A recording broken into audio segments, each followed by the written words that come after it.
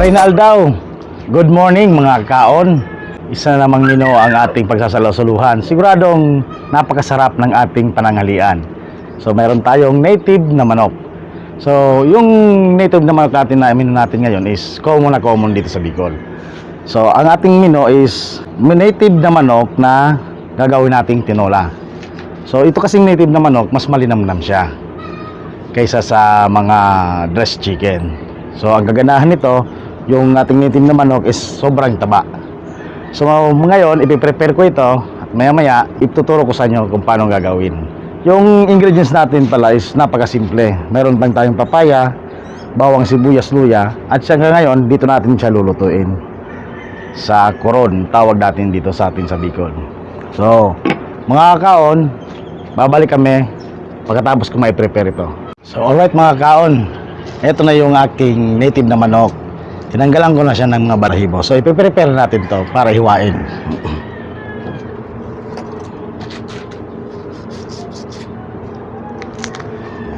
So mapapansin nyo, mataba talaga siya yung ating native na manok at saka bata pa. So madali lang ito lumambot.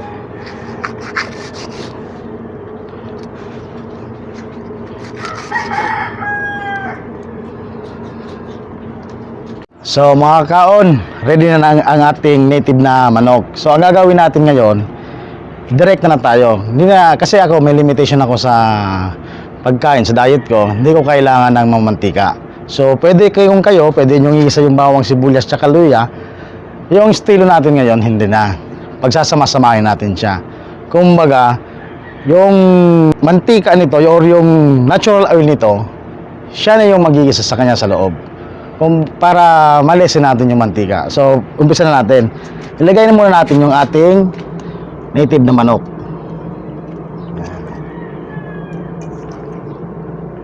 Kung mapapansin nyo, sobrang taba talaga ng ating native na manok. Sama natin yung atay. Okay. Sabayan natin yung ating tanlad. Lagay natin yung ating bawang, sibuyas, saka natin lalagyan ng tubig. Simpleng-simple pa lang po ito mga kaon. Kumbaga, hindi na kayo mag-effort pa ng kung ano-ano.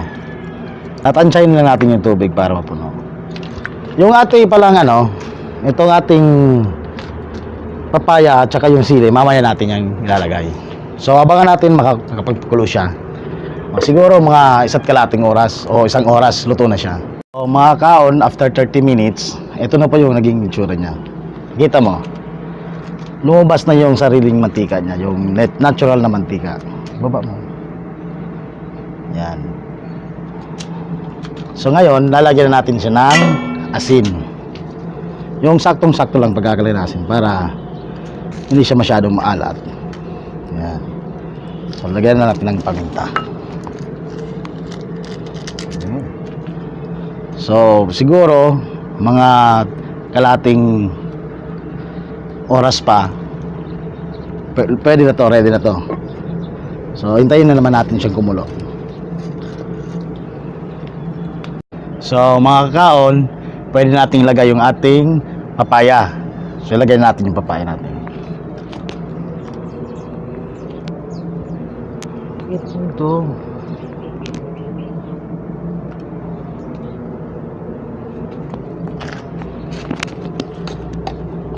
So siguro mga 10 minutes na lang pwede nating amuin at pwede nating kainin. So yung amoy nito, yung organic na pinaglutuan, dahil dito natin dinuto sa koron, talagang sobrang sarap ng amoy niya. Pati yung tandad niya, kumbaga puro organic, wala tayong nilagay na pang halo. So talagang super. Mamaya yung kumbaga yung sabaw pa lang niya refreshing na. So mamaya mga kaon, mga after 10 minutes, okay na po ito.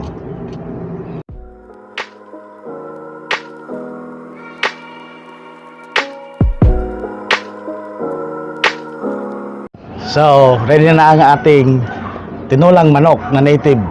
So tingnan natin para matikman na natin to. Yan, kukuha muna tayo ng portion dito, maribok. So, maamoy niyo yung sarap talaga ng native na manok.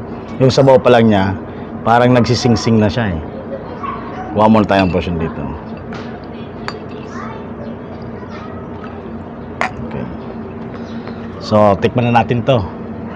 In the name of the Father, the Son, and the Holy Spirit. Thank you, Lord, sa ating pagkain ngayon. Sana po mabusog, lalo yung ating mga viewers. Thank you po. So, tikman ko muna yung sabaw. Yung sabaw natin, saktong-sakto, talagang nakaka-refresh. Refreshing. So,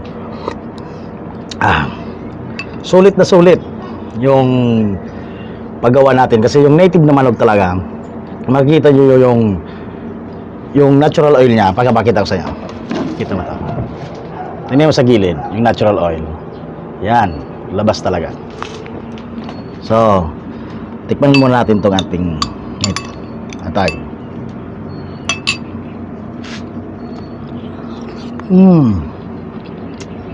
Parang sarap. So, hindi natin ngayon kasama yung ating mga master tester kasi siguro ang lalaro-laro pa sila. So, Sir Owen Richard, shout out sa'yo. Kung makita mo to, mapapanood mo, sigurado baka next vlog natin makakasama ko rin kayo. Kain tayo. Iba talaga yung probinsya, yung lasa ng manok na native, tsaka yung kuro na pinaglutuan, yung tanglad, lahat ng sinama natin dito puro organic. So talagang napakasarap talaga. Kain tayo. Ngayon ba yung balunan? Tapos ngayon, kung hindi ko, kung ano po yung panlasa nyo, ito yung patis, panimpla natin.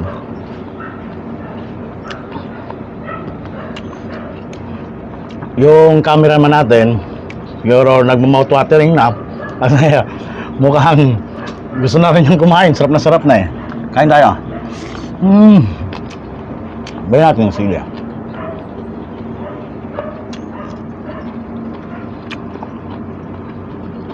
Bayan natin sabaw.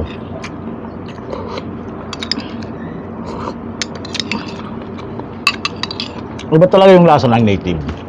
Super. Ngayon, muusok-usok pa. Talagang tunay na sarap.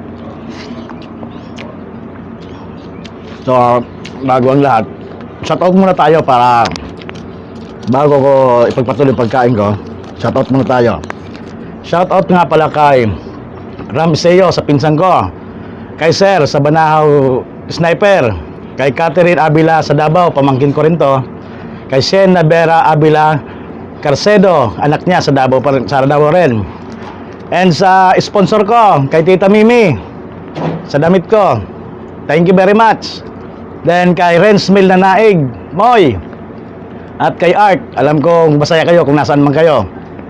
So, sa Abjar family sa Pasig City and sa Mendones family sa Canada. So, shoutout sa inyo lahat dyan. Yung mga hindi ko na shoutout, sa susunod na vlog natin, may sama ko sa shoutout ko. So, kain tayo ulit.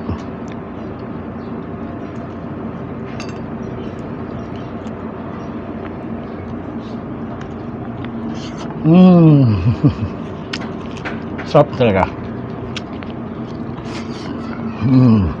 Gusto ba? Yung cameraman natin. Mamaya. Bubwelo daw siya eh. Pero tingnan mo, katakam na. Sabaw tayo. So, siguro, hanggang dito na tayo. Kasi yung mga nasa likod dati, no, mukhang gutom na rin sila.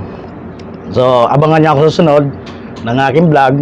So, don't forget to like, share, and subscribe. So, tara kaon! Bicol, Oragon.